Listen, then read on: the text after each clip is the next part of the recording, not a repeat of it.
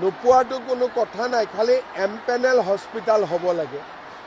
ইয়াত এখন ৱেবছাইটত লিষ্ট আছে প্ৰত্যেক গভৰ্ণমেণ্টে কোন কোন হস্পিটেল এমপেনেল কৰিছে। যদি নন এমপেনেল হস্পিটেলত যায়তো সুবিধা নাপাব।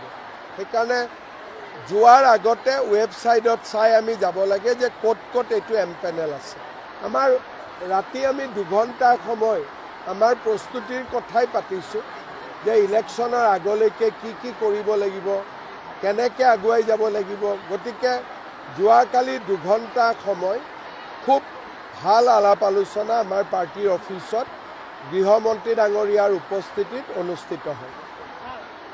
মিত্ৰতাৰ কথা লাহে ধীৰে কৰিব, আলোচনা হৈছে, নোহোৱা নহয়, কিন্তু ঠিকে আছে, ইমান একো অসুবিধা নহয়।